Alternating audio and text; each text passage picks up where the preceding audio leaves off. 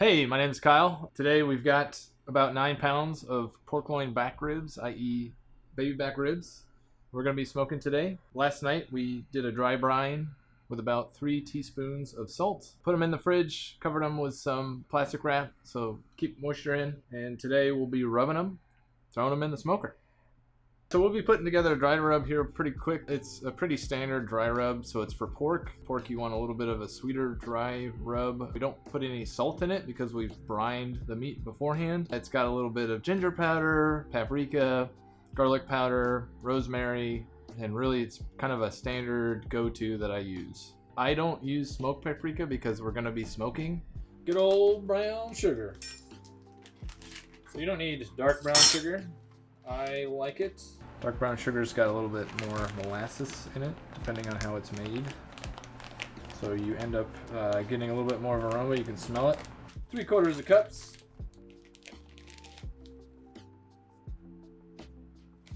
Granulated white sugar. Sugar, sugar.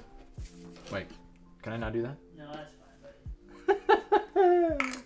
Again, this is pork. Typically you don't add as much sugar when you're making rubs for beef. Paprika. Don't use smoked paprika. You're gonna smoke this thing anyway. You're just wasting your money, really.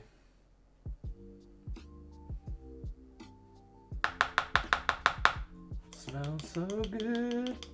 You know, people used to call me a ginger.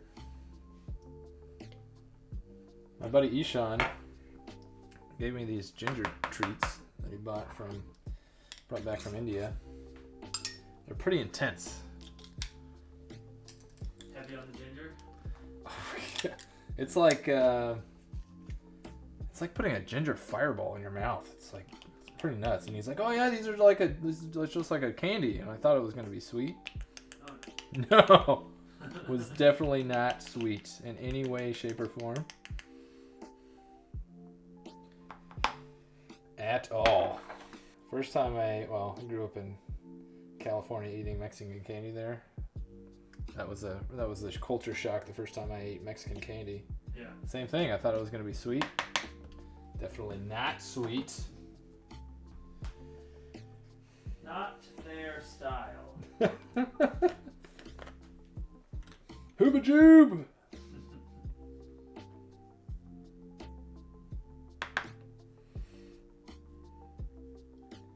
Really, I just throw it in here and just shake it up, you know?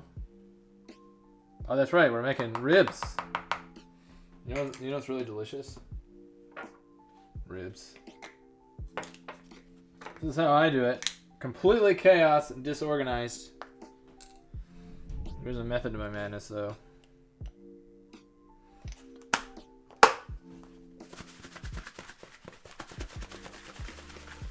So I usually give it a good shake. So what's going to happen is the dark brown sugar will actually clump together. So what you're going to have to do is go in there and break it up a little bit, as you can see.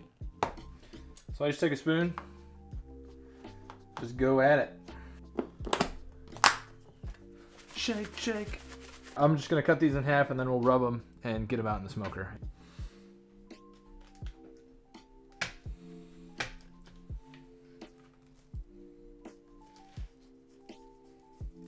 Use a paper towel to remove your membrane?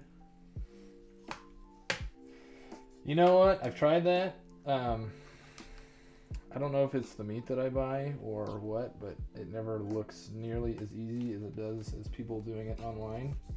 And I spent, 45 minutes, half an hour trying to get membranes off, and then I just end up cutting it almost every time. So I don't really try anymore, but maybe that's because I'm a lazy guy doing it in my backyard. It's the joy about cooking for myself. I can do whatever I want. So you're going to be generous when you're doing this, obviously, but you do, when you rub it, you want to make sure that you can still see the meat underneath. You don't want to put so much on there that you can't actually see the meat anymore. It defeats the whole purpose. Like I did there.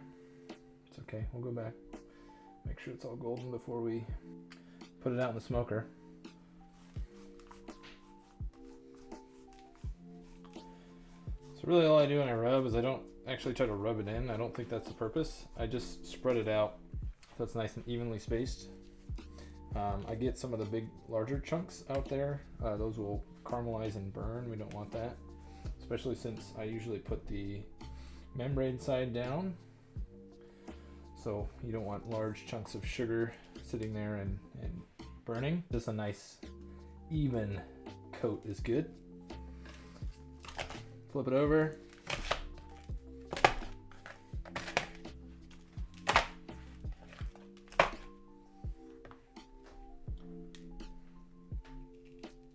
Do it again.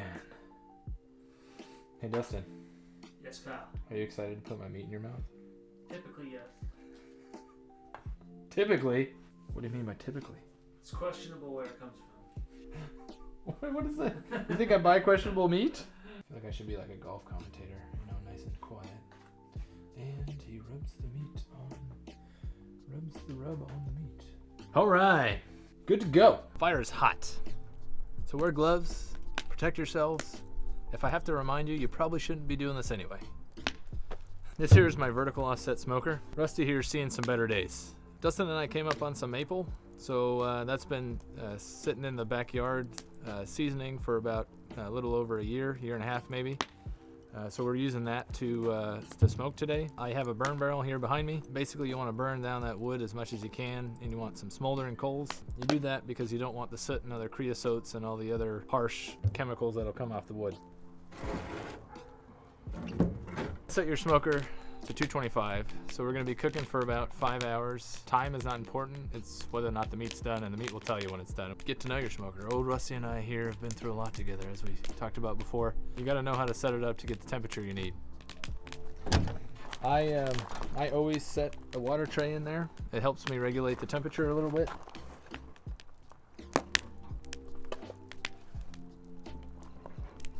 So I always like to put the membrane side down, and I always like to make sure that there's a little bit of space in between each half rack of ribs, primarily because you get nice airflow through there. Also, there'll be a lot of drippings that come off. It allows a little space for the drippings to come off. But don't worry if stuff's touching in there, it's not too big a deal. Later we'll be putting on a little bit of barbecue sauce. That happens about half an hour before you're done. So we got about 4.5 hours to relax. All we've got to do is make sure that the temperature stays at about a consistent 225. Cheers. Cheers. Yeah, no worries.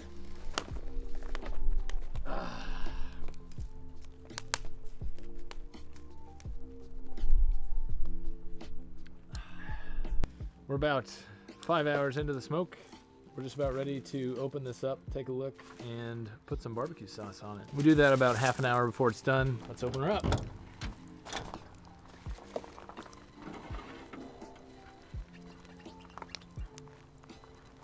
Yeah. Now this is the barbecue sauce we made earlier. And you're just gonna smother it. You don't have to put sauce on it. I freaking love it.